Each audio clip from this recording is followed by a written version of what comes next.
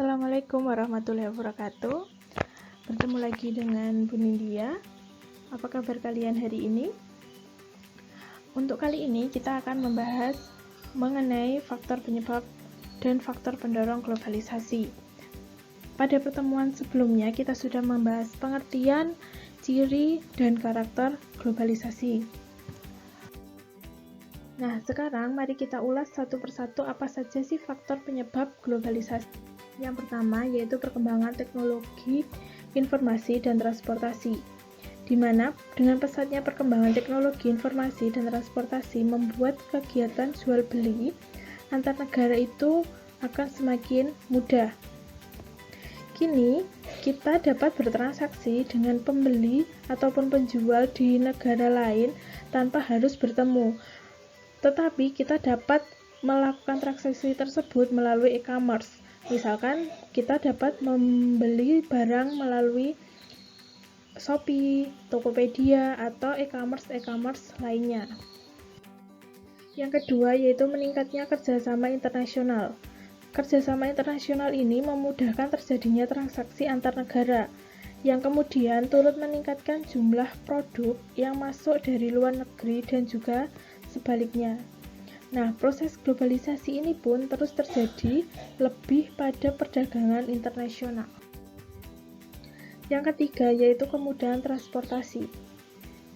Pengiriman barang dan jasa antar negara itu akan semakin mudah sehingga banyak produk asing yang masuk dan menjadi bagian dalam kehidupan masyarakat. Dan juga tidak jarang dari produk asing ini kemudian diadaptasi oleh masyarakat setempat sehingga terjadi penggabungan kebudayaan.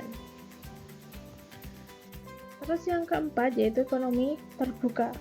Dengan adanya perdagangan global yang terjadi saat ini dikarenakan negara-negara di dunia semakin terbuka satu sama lain, sehingga terjadi pertukaran produk dari satu negara ke negara lain. Produk ini pun tidak lepas dari elemen dan budaya negara asalnya, yang kemudian bisa saja mempengaruhi negara lain. Contohnya, misalkan produk kecantikan asal Korea, di mana produk kecantikan asal Korea ini mengandung bahan-bahan yang tidak umum ditemukan di Indonesia. Namun, karena popularitas produk kecantikan ini membuat anggapan bahwa cantik ala Korea itu banyak diadaptasi oleh produk-produk lokal. Selanjutnya, yaitu mengenai faktor pendorong globalisasi. Faktor pendorong globalisasi ini ada dua. Yang pertama yaitu faktor internal dan yang kedua yaitu faktor eksternal. Faktor internal sendiri itu ada 4 dan faktor eksternal ada 4 juga. Mari kita bahas satu persatu. Yang pertama dari faktor eksternal. Yang pertama yaitu perkembangan ilmu pengetahuan dan teknologi, di mana globalisasi ini tidak akan bisa lepas dengan ilmu pengetahuan dan teknologi. Dengan pesatnya ilmu teknologi, manusia dapat melakukan suatu penelitian sekaligus menciptakan fasilitas yang memudahkan kerja dan aktivitas sehari-hari. Kemajuan iptek ini menghasilkan alat-alat komunikasi dan transportasi yang serba canggih, sehingga dapat mempermudah arus informasi dan transportasi secara cepat tanpa mengenal ruang dan waktu, seperti ciri-ciri dari globalisasi. Perkembangan sarana komunikasi ini yang semakin canggih juga merupakan salah satu bentuk perkembangan iptek yang mendorong munculnya globalisasi di masyarakat. Yang kedua yaitu kesepakatan internasional tentang pasar bebas. Dengan hadirnya perdagangan pasar bebas, ini merupakan hal-hal yang bisa menguatkan terjadinya di globalisasi di dunia. Tentunya, fenomena ini bisa terjadi karena mayoritas negara-negara yang ada saat ini menerapkan sistem ekonomi terbuka. Setiap negara bisa bekerja sama dengan negara lainnya, dan tentunya Indonesia pun melakukan hal ini dengan negara lainnya. Hal ini menuntut adanya komunikasi yang semakin intensif antara negara-negara di dunia. Yang ketiga yaitu keberhasilan perjuangan pro-demokrasi dan politik dunia.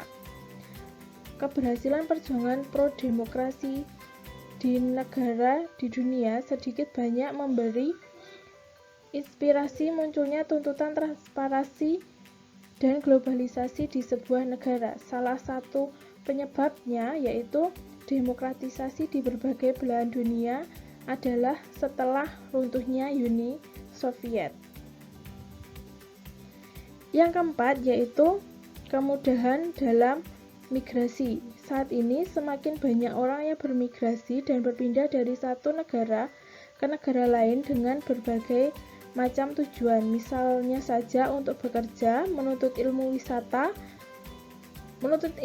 wisata, dan berbagai macam keperluan lainnya. Hal ini yang membuat orang-orang yang ada di dalam suatu negara tersebut terbiasa dengan orang-orang pendatang yang datang dari negara atau daerah lainnya seperti Bali dengan turis-turis internasionalnya. Terus yang kedua yaitu faktor pendorong secara internal. Yang pertama yaitu ketergantungan sebuah negara terhadap negara lain. Negara yang berkembang itu sangat membutuhkan barang dan jasa dari negara-negara maju. Gunanya untuk apa? Untuk membangun negerinya. Demikian pula, negara-negara maju perlu menjalin hubungan komunikasi dengan negara-negara lain guna untuk mengekspor produk atau barang-barang produksinya. Yang kedua yaitu kebebasan pers. Kebebasan pers atau media ini sangat berperan penting dalam era globalisasi. Kenapa? Karena pers itu merupakan penghubung antara sebuah negara dengan masyarakatnya ataupun antara negara dengan negara lainnya. Yang ketiga, berkembangnya transparansi dan demokrasi pemerintahan.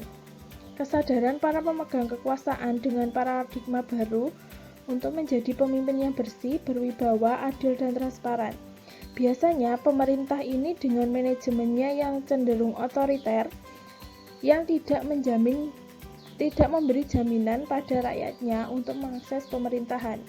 Hal ini sangat mendorong perubahan menuju pemerintahan yang transparan yang memberi kebebasan dan jaminan bagi masyarakat dan lembaga swadaya masyarakat untuk melakukan pengawasan.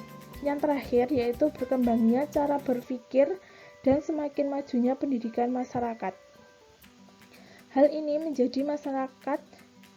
menjadikan masyarakat semakin kritis terhadap berbagai informasi dan perkembangan dunia. Masyarakat semakin haus akan informasi sehingga berbagai keadaan dunia mudah diketahui oleh masyarakat luas.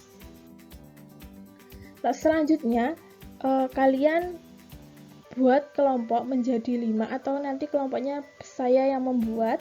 Tugasnya yaitu buatlah video singkat tentang faktor globalisasi, bisa menggunakan feed yang ada di Instagram atau TikTok, jadi video-video seperti yang ada di Instagram atau TikTok. Nah, nanti setelah itu kalian dapat mengunggah tugas kalian ini dan diunggah melalui link Google Drive yang akan saya masukkan di deskripsi video ini.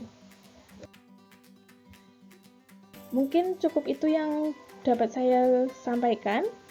Terima kasih atas perhatian kalian. Wassalamualaikum warahmatullahi wabarakatuh.